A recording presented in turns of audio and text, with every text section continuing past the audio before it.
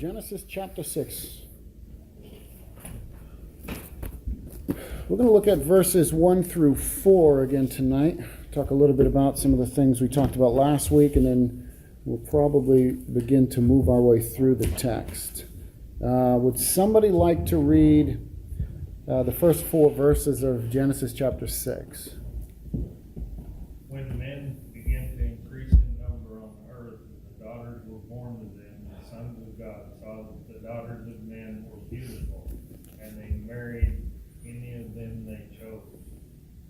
Then the Lord said, My spirit will not contend with man forever, for he is mortal. His days will be 120 years. The Nephilim were on the earth in those days, and also afterwards, when the sons of God went children by them. They were the heroes of old, men of peace. All right, so 1 through 6 we looked at last week. There's a couple different views as to the sons of God. This text is notoriously difficult. If you read any of the scholars on it, the Hebrew it's a difficult passage. It's a difficult text for a number of different reasons. But there are a couple different interpretations as to who the sons of God are. We talked about them last week, just kind of briefly, but what are the 3 different views? Can you remember at least one of the views? What's one of the views? Angels. So one of them is that these are fallen angels that have come to earth and they're cohabitating with human women. What's one of the other views? Lineage of Seth. The lineage of Seth, right. And the lineage of Seth specifically because They were godly. they're godly, They right? came back to God. That's why Yeah. We hear the idea that they called upon the name of the Lord. Enoch walks with God. There's some things that go on there. So that's the other view. Does anybody remember what the third view is?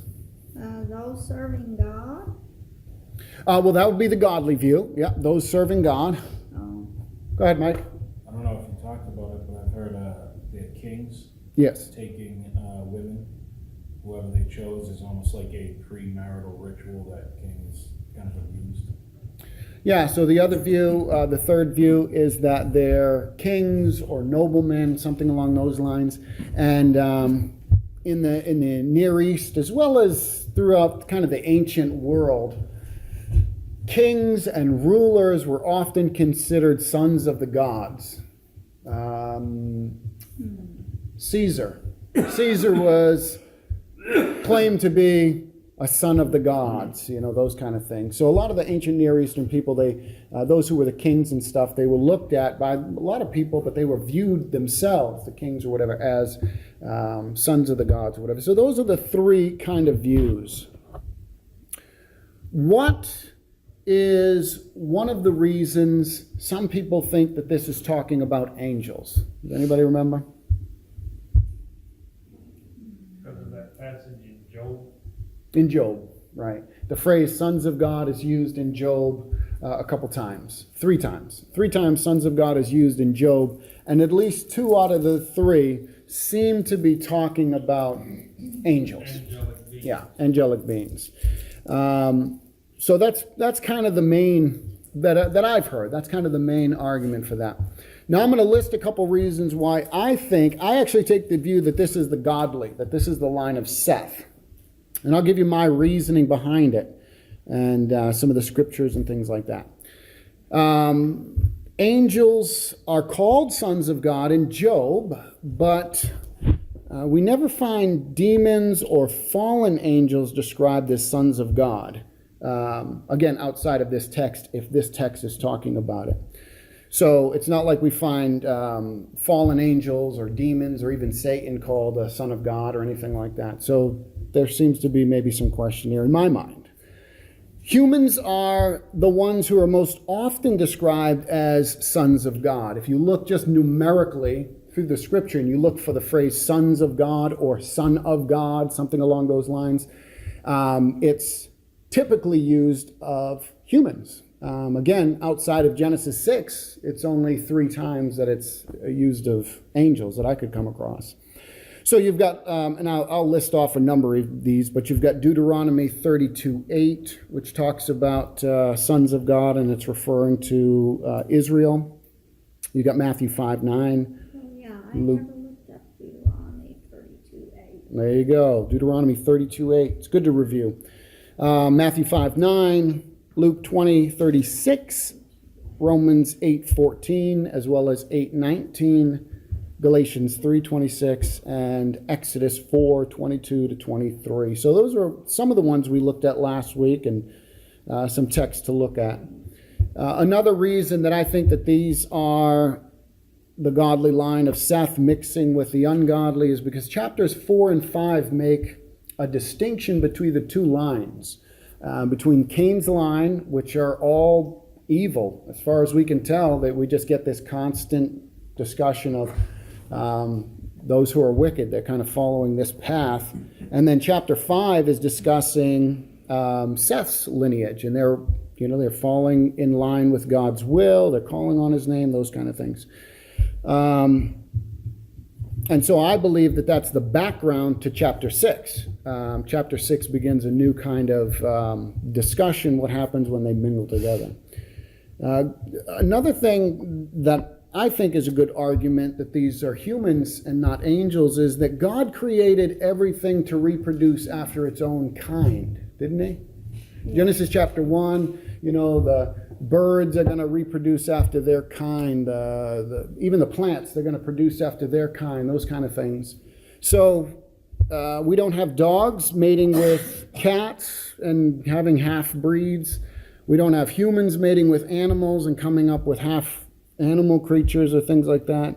So there's no reason to think, in my mind anyways, there's no reason to think that even if angels do have the ability to reproduce, which it's not, I don't think that's found in the text anywhere, but even if they did have the ability to reproduce, angels are a different breed, a different being.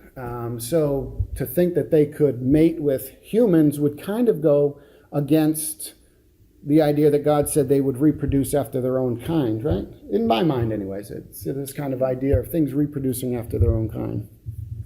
So I think that this section is discussing what happens when the godly intermarry with the ungodly. And you think about the times when God has warned against or condemned the intermarrying with the godly and the ungodly. So we'll look at a couple of texts. So let's look at Numbers 25. Can I get somebody willing to read Numbers 25? It's going to be verses 1 through 4.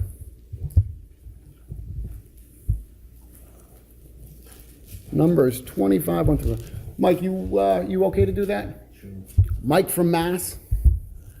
While Israel remained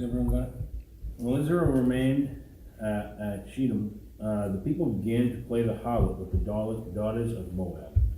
For they invited the people to the sacrifices of their gods, and the people ate and bowed down to their gods. So Israel joined themselves to Baal of Peor, and the Lord was angry against Israel. Then the Lord said to Moses, "Take all the leaders of the people and execute them in broad daylight before the Lord, so that the fierce anger of the Lord may turn away from Israel." So Moses said to the judges of Israel, "Each of you slay his men who have joined themselves to the Baal of Peor." Then behold, one of the sons of Israel came and brought to his relatives a Midianite woman, in the sight of Moses and in the sight of all the congregation of the sons of Israel, while they were weeping at the doorway of the tent of meeting. All right, so there's just one example. We're going to look at a couple of them. Let's look at Deuteronomy 7, 2 to 4. Deuteronomy 7, 2 to 4.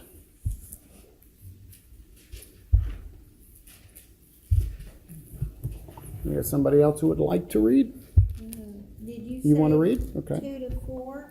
Yeah, Deuteronomy 7, Okay. 2 through 4. 2 through 4. Yeah, go ahead. Thank you. And when the Lord your God delivers them over to you, you shall conquer them and utterly destroy them. You shall make no covenant with them, nor show mercy to them, nor shall you make marriages with them.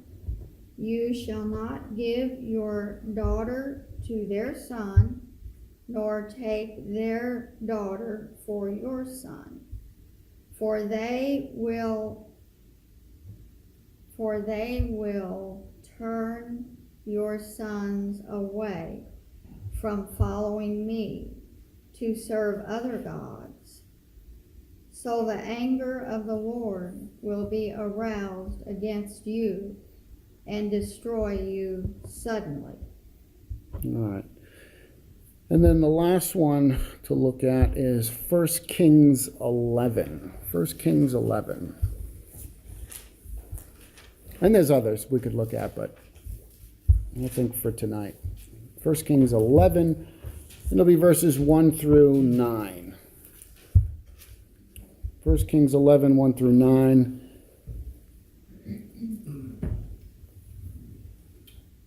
It says, now King Solomon loved many foreign women, along with the daughter of Pharaoh, Moabite, Ammonite, Edomite, Sidonian, and Hittite women, from the nations concerning which the Lord had said to the people of Israel, you shall not enter into marriage with them, neither shall they with you, for surely they will turn away your heart after their gods. Solomon clung to these in love. He had 700 wives who were princesses.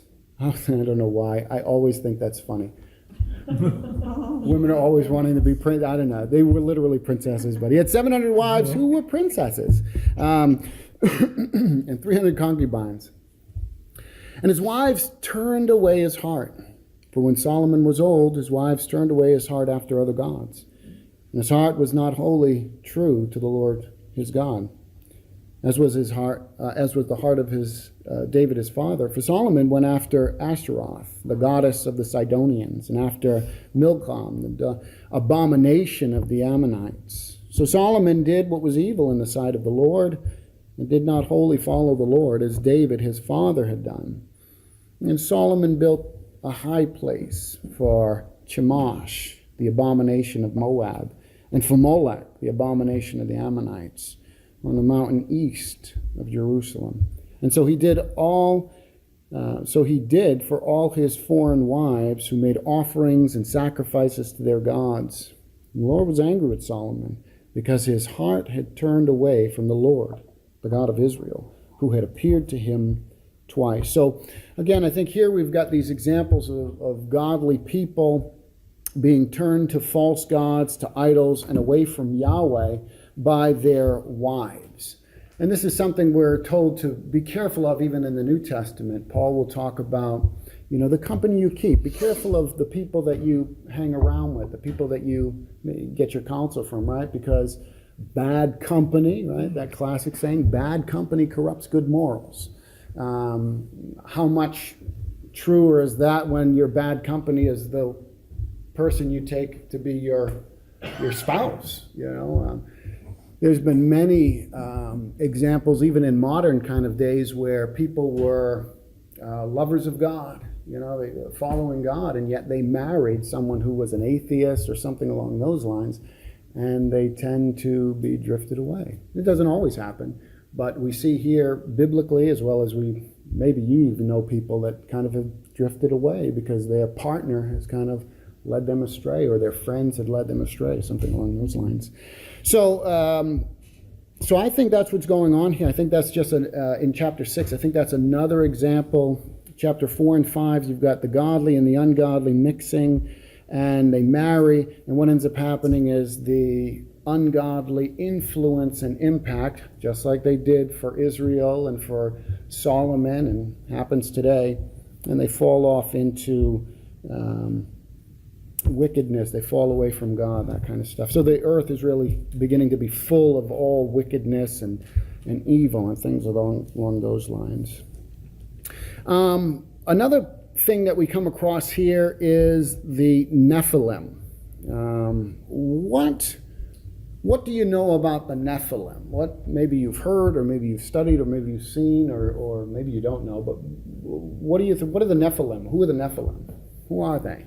Are they giants?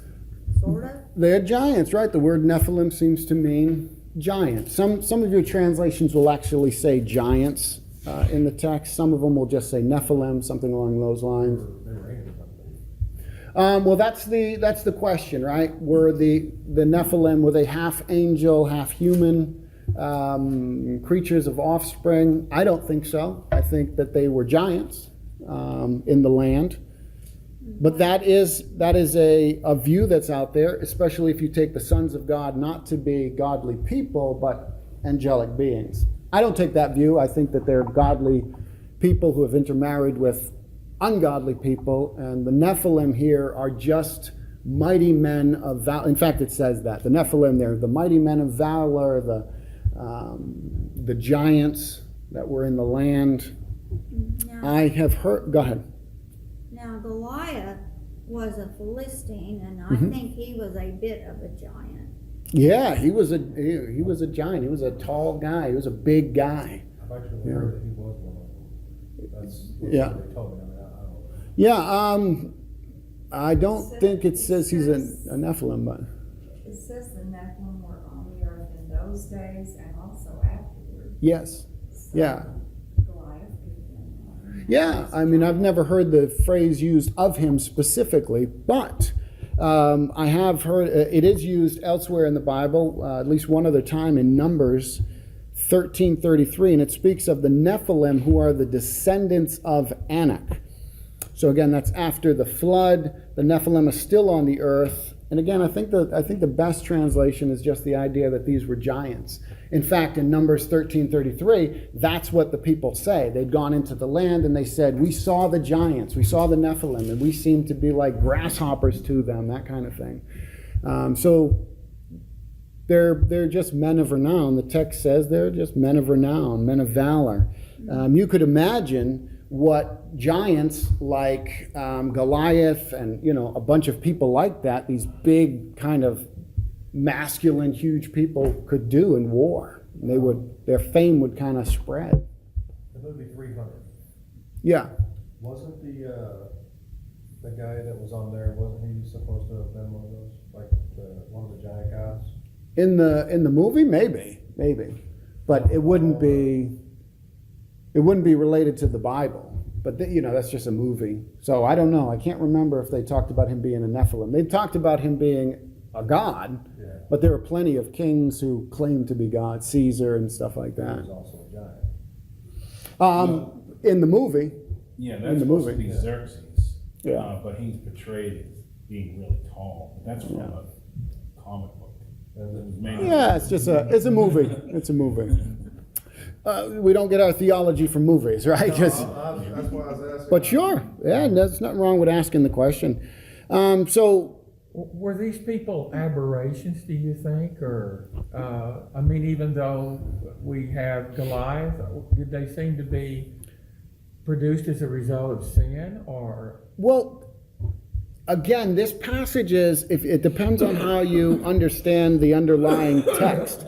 Remember, I had started out saying this is a difficult Hebrew. Yeah, There's some right. difficult Hebrew here. There's two different ways you can take this passage. And depending on what English translation you read, will come up with these different ways to understand it. One way is to understand the Nephilim as the offspring of the sons of God and the daughters of men, as their children. But the Hebrew is ambiguous. It could mean that it's just saying that the giants were in the land during the period of time when the sons of God were having relations with the daughters of men. Do you know what I'm saying? My translation in English makes it almost seem like they're the offspring. But there's other translations that make it seem that it's just a way of marking time. Like the Nephilim were in the days also when these things were happening. You know what I'm saying? So they weren't the offspring. It's just saying that the giants were in the land at this time as well. And then, of course, it says, and after. So it's ambiguous. It's a tough way to look at it. Paul? Well, what they were, the text appears to make them to be giants. Yes, that's what the word. Whatever Yeah. they were, when the floods covered the earth, they and their DNA was destroyed. Not true. Because in Numbers 13:33, it says the Nephilim are there. Look at Numbers 13:33. I read number 13. And it says, the Nephilim, the sons of Anak. Yeah, We're in the land. right. Yeah. But So, everything except for Noah yes, and Shem, Ham, and Japheth, that's right. and their wives, Yeah, and Noah's wife, right. That's right. were destroyed. So that would mean that the Nephilim in 13:33 of Numbers would mean that they are descended from Noah. Well, they were, that's how It would have to be. they got The on. one in number 13, Yes. 33 would have Yeah. been descended from Noah. Right. Or the wives, So they got on that ark. wives would have been descended. Yeah, so, No, well, I don't know. it's not saying they got on the ark. It's saying that, so after the flood, after Noah, you have what's called the Table of Nations, where you have the three sons of Noah, Shem, Ham, and Japheth. That's basically where we would get all of humanity in these different cultures and that Yes. group. The sons of Anak. Anak would have been traced back to one of Noah's sons. Yes. So it's not as if like a Nephilim snuck on board. Right. Let's use the word giant, right? Because Sorry, Nephilim it's is just, you never know what it is. I've heard Nephilim are space aliens. Yeah, I've heard six-fingered and blue. Yeah, like weird stuff. So they're giants. But they are the descendants of Anak. So you've got the giants on the earth, and 6 says they were on the earth in those days and also after, and we've got Numbers 13:33. So in Numbers 13:33, the descendants of Anak have to come through Noah, right? I mean, they have to, unless we're going to say there were other people who survived the flood other than Noah and his family. So they're traced through Couldn't have these been people. wives, one of their wives. Well, again, the word Nephilim just means a giant. Yeah, but Noah's Yeah. wife could have been a descendant of one of the Nephilim Well, again, Nephilim just means giant. giants. We have giants today. That's what I mean. Right. We have people today who are, in my eyes, are giants. You know, you've got basketball players. Most of those guys are pretty tall. 7, 8, 9. What's the tallest one? Is like 9 feet or something like that. That's pretty tall. Yeah, that's pretty tall. To us, prior to the flood. Now, you'd have to look at the scale of Goliath. Goliath, you look at the calculation. He was a big guy. He would have been a giant. So it just means that they were giants. So they were there before and after. If Nephilim are half angel creature beings, then that would mean that one of Noah's wives was that. Right. But I don't think that's right.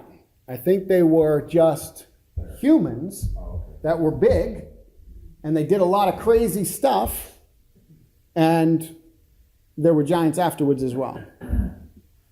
Otherwise, you have a crazy thing going on with half angelic creature beings from the flood on, after the flood with Anak and them, and we don't know if they're still around today, and it in my mind, creates a lot of theological problems. So I don't think that's what's going on there. But they're giants. Was Anak descendant of Seth?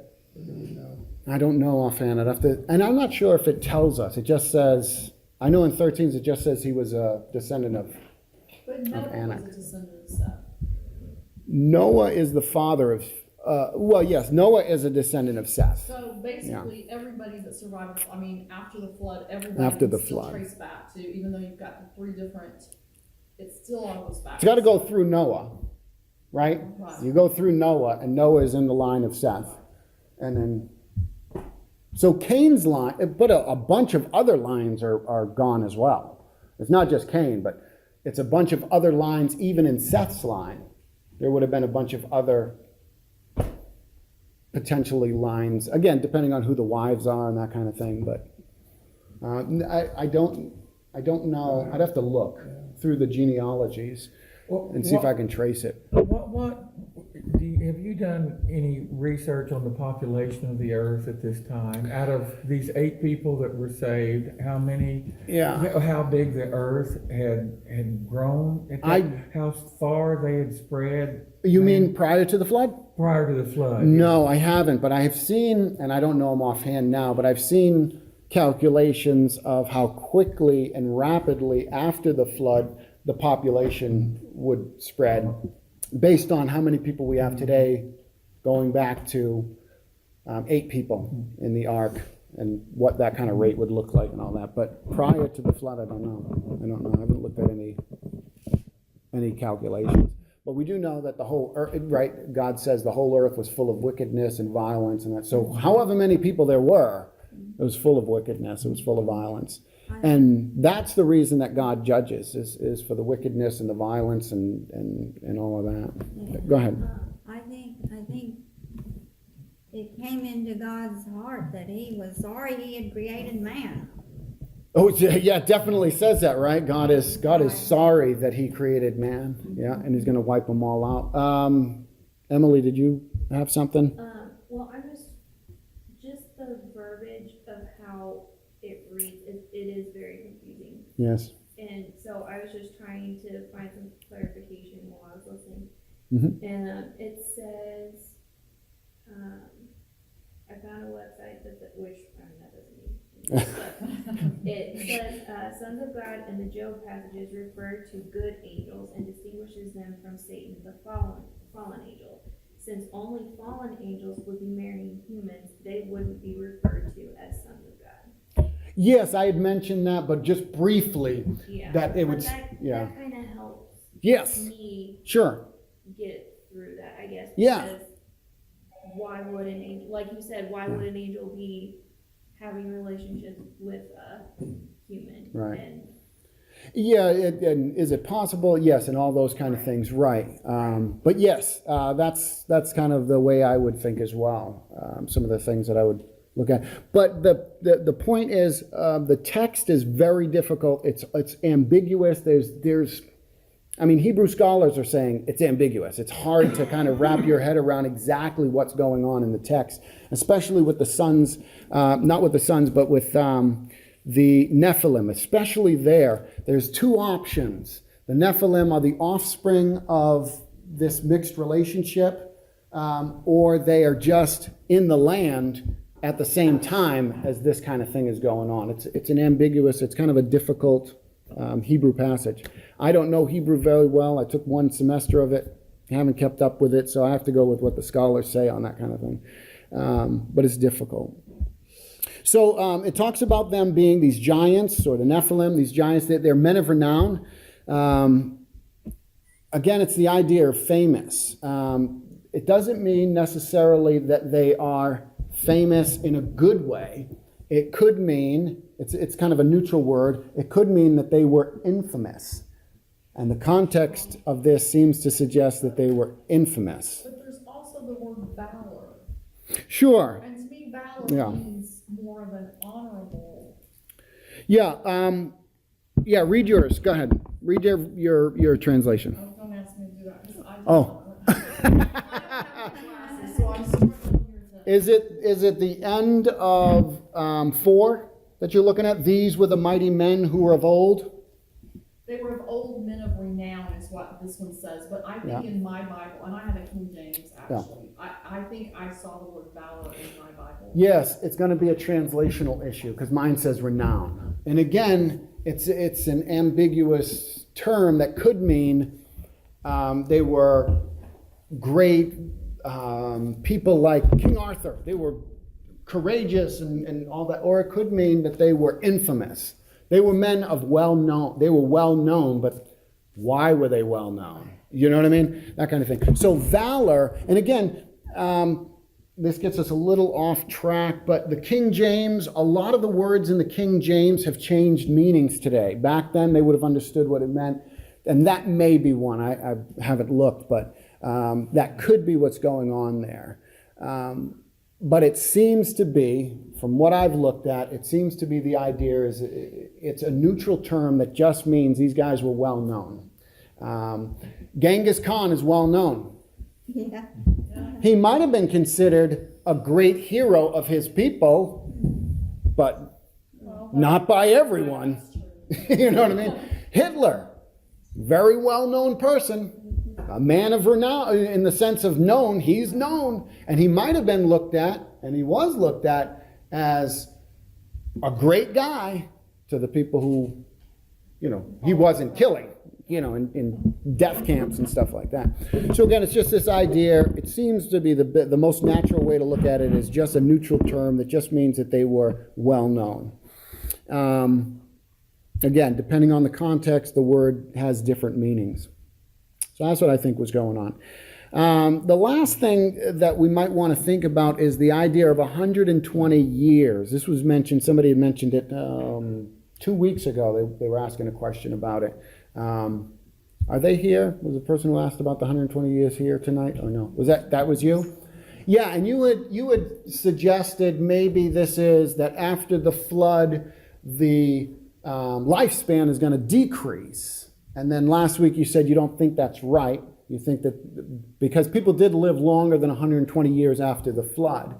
And there's two options. I'll tell you the two options. One is that option, that is that the lifespan of humanity is going to decrease after the flood, and it'll be approximately 120 years that they'll live, and pretty much no longer than that. The other view is that it's going to be 120 years before God brings the flood. He's going to give Noah enough time to build the ark. He's going to give people enough time to repent. We know in the New Testament Noah is a preacher of righteousness. Very likely seems to be that he was preaching, be saved, you know, you can kind of come into the ark and people just wish them, kind of like what we do today. God's judgment's coming, right? It's, you know, get right with God kind of thing. So in a similar way, it seems like he may very well have been a preacher out there saying to whoever he saw, get right with God. Yeah, go ahead. Do you remember, James, I think it was last Wednesday, that you offered that possibly some of these people that live so long could have gotten to talk to the younger Yes. younger ones in the Bible? Yeah, we don't know for sure, but we looked at the lifespan of each person, and I think it was 4. I think you could go from Adam, could have known and spoke to Lamech, which is a different guy than Lamech, the Right. bad guy, Lamech, and Lamech could have known and talked to Shem, Okay. and Shem died in around the same time that Abraham dies. So he could have known Abraham. So the word of mouth could have gone from Adam to Lamech to Shem to Abraham about everything that came prior to all that. We don't know for sure. We don't know if they knew each other or not. We don't know. There was still like a 1,000-year period where they could have all been alive.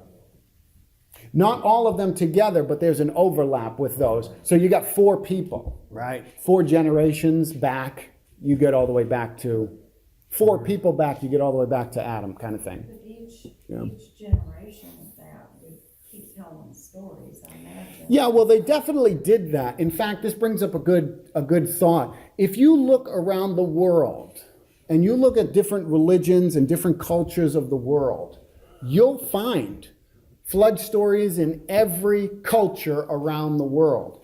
Now, people who are anti-God, anti-Bible will say, well, that's because floods in every land and whatever. I don't think that's the case. I think it's because we all go back to Noah, who had 3 sons, and they would have been telling their children. The story gets changed and morphed as it goes through. We've got the full account, the real deal in the Bible. But you can find stories about, in different cultures, about a bat that's hidden in a tree, and there's secret honey that you're not supposed to touch. And people touch the secret honey and then they die and stuff like that. What does that sound like? It's vague, but what does it sound like? Kind of sounds like Adam and Eve. It sounds like Genesis kind of story. So my view is that yes, there's word of mouth going on. They're telling their children, but it gets polluted. It gets misinterpreted, people add things to it. The full revelation, the truth is found in the Bible there. But again, it would make sense if we all go back to Noah and his 3 sons, then they would be telling, these stories on and on and on. But anyways, yes, your point was it's potential that Adam could have told Lamech, who could have told Shem, who could have told Abraham. So by the time you get to Abraham, he could have had a word of mouth kind of thing passed down. That was Yeah. a very interesting thought. It is interesting. It is interesting. May not be true. I want to make sure I say that because nothing says they knew each other, but they could have. They lived so long that they could have. I think that the 120 years in context that they're going to live is the idea of 120 years before the flood's going to come. That's what I think it is. But you could take it that after the flood, the lifespan is going to go down. Now, the objection is people lived after the flood beyond 120 years, right? And that's true. But it's a general kind of truth. I have the scripture, but I obviously didn't take it with me. In Psalms, so you're going to have to take my word for it. Check me out, though, but you'll have to take my word for it for the moment. In the book of Psalms, it talks about man's life being 70, maybe with a strength of 80, right? Something along those lines. But we know people live longer than that. So again, it could be this general idea. Generally speaking, people are not going to live any longer than 120. You'll have the rare exception where somebody might live longer, but it's just like that passage in Psalm that says, man only lives 70 years, maybe 80. It's generally speaking, men live around that long. Isn't that like 410 years or something like that? 3 score. Three score, yeah. 10 years. 70. Yeah, so anyways, it's just if you take it that way, it's just a general way. It's not saying absolutely everybody, but basically people are only going to live to that point once you get there. You're at the end, buddy. I heard that. I heard that. It specifically talks about where it's God saying that if you do certain things, you follow my statutes, commandments, and all these things that you do. Well, that you'll have life. Yeah, that you'll have abundant life, that the crops will produce for you, things along those lines. You'll live a long life in the land. If you obey Yes. your parents, if you obey your Yes. mother and father. And Yeah, you'll live long in the land. Yes. It's a commandment with the promise. That's right. That's right. So yes, now it doesn't mean you're going to live longer than 120 years or anything like that, but it does mean that following God is always the best way to go, right? And even that's a general truth, because there have been godly people who have died young. So it's not a promise for all time for everyone. It's a general truth. If you follow God, if you do well, you'll have a good life. There'll be a blessed life, that kind of thing. But yes, you're right. It does talk about that. Absolutely. All right, I thought we were going to get farther. We did not. Does anybody have the last thought, the last word? I know this is tough. It's difficult. You wrestle with it. Take it, chew on it, read it this week, go over it again and again, and do your own study. Think about it. Think about it. Psalm 90, verse 10 is what that passage. Thank you. Psalm 90, verse 10 is where it talks about man's life is going to be 70, maybe 80 years. All right, if nobody has any last thought on that, then I would ask Paul.